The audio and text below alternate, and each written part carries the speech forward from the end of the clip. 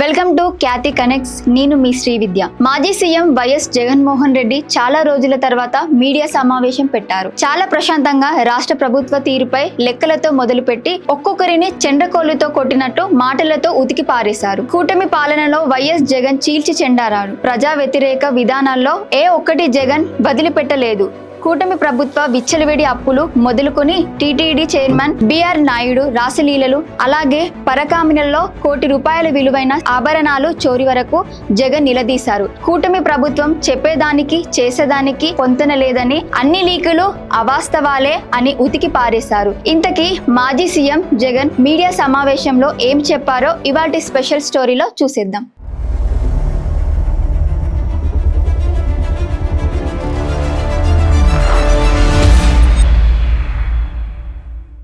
AP assembly సమావేశాలు 16 రోజులు జరిగినా ప్రజలకు ఎలాంటి ఉపయోగం లేదని మాజీ సీఎం జగన్ అన్నారు.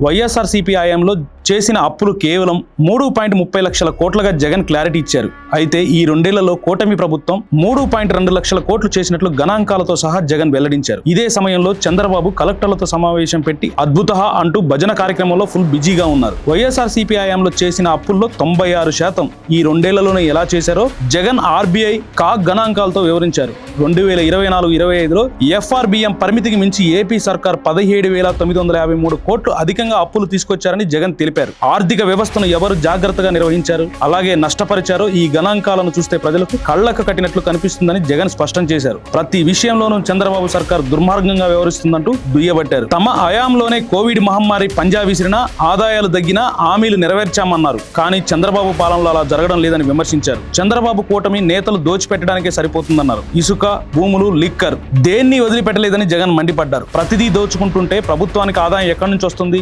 ప్రజలకు సంక్షేమం ఎలా అందుతుందని వైఎస్ జగన్ నిలదీశారు. విశాఖలో అత్యంత విలువైన భూముల్ని తక్కువ ధరకే అయినా వారికి పప్పు బెల్లాల్లా కట్టబెడుతున్నారని జగన్ మండిపడ్డారు. అలాగే 5,000 కోట్ల విలువైన 54 ఎకరాల ప్రభుత్వ భూముల్ని చంద్రబాబు బంధు కబ్జా చేస్తున్నాడని జగన్ నిలదీశారు. ఇది బంధు ప్రీతి కాదా అని విరుచుకుపడ్డారు. ఇంత బహిరంగంగా ముఖ్యమంత్రి, ఆయన బంధువైన లోక్సభ సభ్యుడు కలిసి ప్రజల్ని దోచేస్తున్నారని తీవ్ర స్థాయిలో విమర్శించారు. ఈ విషయంలో ప్రభుత్వంతో పాటు వ్యవస్థల్ని చోద్యం చూస్తున్నాయని జగన్ ఆశ్చర్యం వ్యక్తం చేశారు. అసెంబ్లీ సమావేశాలు ఆత్మస్తుతి పరనిందగా సాగాయని, ఇంతకంటే సిగ్గుచేటి వ్యవహారం ఇంకోటి లేదన్నారు. చంద్రబాబు తన కుమారుడికి జాకీలు పెట్టి ఎత్తితే బాబుకి ఆయన కొడుకు లోకేష్ జాకీలు పెట్టి జనసేన మంత్రులకు కూడా ఎత్తుతున్నారన్నారు. వీళ్ళిద్దరికీ పవన్ కళ్యాణ్ మరొక జాకీ పెట్టి లేపుతున్నట్లు వైఎస్ జగన్ ఎద్దేవా చేశారు. కూటమి ప్రభుత్వం 3 బడ్జెట్లను ప్రవేశపెట్టిందన్నారు. కానీ హామీలు నెరవేర్చడంలో చేతులు ఎత్తేసిందని జగన్ విమర్శించారు. సూపర్ 6, సూపర్ 7లు లేవన్నారు. నెలకి 3,000 చొప్పున నిరుద్యోగ భృతి ఇస్తామన్న హామీ ఏమైందని జగన్ ప్రశ్నించారు. అలాగే ఆడబిడ్డ నిధి కింద మహిళలకు నెలకు 1,500, 50 ఏళ్లు నిండిన ఎస్సీ, ఎస్టీ, బీసీ, మైనార్టీ మహిళలకు నెలకు 4,000 పింఛన్ ఇస్తామన్న హామీ ఏమైందని ఆయన నిలదీశారు. ఒక్క నెలలోనే 25,000 పింఛన్లు కట్ చేశారని జగన్ మండిపడ్డారు. దీనికోసం పింఛన్దారులకు ఇస్తున్న మొత్తాలు దగ్గటమే నిదర్శనమని తెలిపారు. తమ ఆయంలోనే 66,34,372 మందికి పెన్షన్లు ఇచ్చామన్నారు. పెన్షన్ల కోసం బడ్జెట్లో 31,554 కోట్లు పెట్టాల్సి ఉందన్నారు. కానీ 27,719 కోట్లు మాత్రమే పెట్టారన్నారు. రానున్న రోజుల్లో భారీగా పెన్షన్లలో కోత విధించనున్నారని, బడ్జెట్లో కేటాయించిన నిధులే నిదర్శనమని జగన్ చెప్పుకొచ్చారు. రైతులను దారుణంగా మోసగిస్తున్నారని ఆయన విమర్శించారు. రైతుల పంటలకు కనీస గిట్టుబాటు ధర అందడం లేదన్నారు.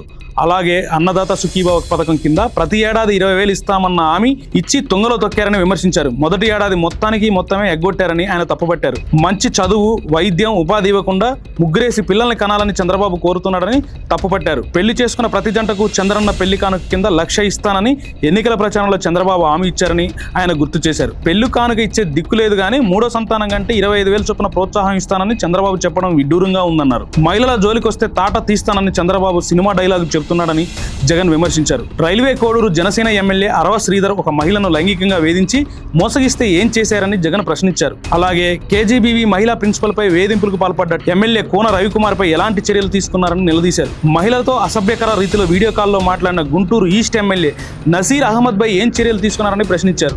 మంత్రి సంధ్యారాణి పిఏ వేధింపులు మాటేంటని ఆయన ప్రశ్నించారు. బాధితురాలపైనే కేసు పెట్టారని ఆయన మండిపడ్డారు. టీటీడీ చైర్మన్ ఒక మహిళను మోసగించి వీడియో ఫోటోలతో అడ్డంగా దొరికిన ఎందుకు చర్యలు తీసుకోలేదని చంద్రబాబును జగన్ ప్రశ్నించారు. దేవుడంటే భయభక్తులు ఉన్న వారిని టీటీడీ చైర్మన్ గా నియమించాలని తెలిసి కూడా బిఆర్ నాయుడిని ఆ సీట్లో కూర్చోబెట్టారని జగన్ తప్పుపట్టారు. తిరుమలకు సరఫరా అయిన నెయ్యి వ్యవహారంలో తమ పార్టీ ఎమ్మెల్సీలు అడిగిన ప్రశ్నలకు సమాధానాలు చెప్పకుండా పారిపోయారన్నారు. ఇందాపూర్ డైరీ, హెరిటేజ్ మధ్య సంబంధాల గురించి మండలిలో ఎమ్మెల్సీలు నిలదీశారన్నారు. లేరన్నారు. సంఘం వైష్ణవి మధ్య సంబంధాల గురించి ప్రశ్నించినా నోరు మెదపలేదన్నారు. తిరుమల హుండీ డబ్బు లెక్కించే పరకామణి నుంచి ఏకంగా ₹1,00,00,000 విలువైన బంగారాన్ని చోరీ చేశారన్నారు. చంద్రబాబు ఆయంలోని ఈ ఘోర తప్పుదం జరిగిందని జగన్ ఆరోపించారు.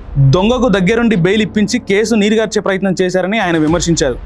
విదేశీ కరెన్సీ నోట్లు దొంగతనానికి గురైతే నిందితుడి నుంచి 15 కోట్ల విలువైన ఆస్తుల్ని టీటీడీకి రాయించామని జగన్ గుర్తు చేశారు. కానీ కోటి విలువైన శ్రీవారి ఆభరణాలు చోరీకి గురైతే కేసు బయటికి రాకుండా గూడుపుటాన్ని చేశారని ఆయన మండిపడ్డారు. అయితే 2025లో తమ హాయంలోనే భారీ దొంగతనాన్ని మహాపచారాన్ని దాచిపెట్టేందుకు 2023 నాటి వ్యవహారాన్ని తెరపైకి తెచ్చి దుష్ప్రచారం చేశారని విమర్శించారు. చంద్రబాబు పాలనలో పాలు దాగినా నీళ్లు దాగినా చనిపోతున్నారని వైఎస్ జగన్ ఆవేదన వ్యక్తం చేశారు. స్కూల్స్ హాస్టల్స్ లో నాణ్యమైన ఆహారం పెట్టడం లేదన్నారు. కలుషిత ఆహారం తిని విద్యార్థులు ప్రాణాలు పోగొట్టుకుంటున్నారని ఆయన ఆవేదన వ్యక్తం చేశారు. ఇలా వైఎస్ జగన్ ఉద్యోగ, విద్యార్థి, రైతులు అన్ని వర్గాల ప్రజల్ని సమస్యల్ని ప్రస్తావించి కూటమి సర్కారుకు చాకిరేవి పెట్టారు. ఉద్యోగులకు ఇంతవరకు ఐఆర్, డిఏ, పిఆర్సీ తదితర విషయాల్లో జరుగుతున్న అన్యాయాన్ని వారు ఎలా మోసపోయారో సాధారణంగా వివరించారు. మొత్తానికి అన్ని సమస్యలను ప్రస్తావించి కూటమి ప్రభుత్వాన్ని రాజకీయంగా నడి బజార్లో నిలబెట్టారు. జగన్ ప్రశ్నలు కూటమి నేతలు వినే పరిస్థితుల్లో లేరు. ఎందుకంటే తమతో పవన్ కళ్యాణ్ ఉన్నాడని, కాపుల ఓట్లు గంపగుత్తగా తమకే పడతాయని ఈక్వేషన్తో అడ్డగోలు దోపిడీకి తెరదీశారు. ఇవన్నీ కూటమికి చెంపపెట్టు అని విశ్లేషకులు కూడా అంటున్నారు. మరి ఇవన్నీ చంద్రబాబు విన్నారో లేదో కానీ ప్రజలు మాత్రం యూట్యూబ్లో బాగానే విన్నారు. ప్రజా న్యాయస్థానంలో ప్రతి ఒక్కరూ కూటమి బాధితులే అన్న జగన్ మాటలకు బాగానే తగిలాయి. చూడాలి మరి ఇప్పటికైనా చంద్రబాబు ఆయన కో తప్పులను సరిచేసుకొని ముందుకు వెళ్తారో లేక గతంలో లాగే వ్యవహరించి మళ్ళీ ప్రతిపక్షాన్ని వస్తారో. ఇది ఇవాల్టి స్పెషల్ స్టోరీ. మరో ఇంట్రెస్టింగ్ స్టోరీతో మళ్ళీ కలుద్దాం. నమస్తే.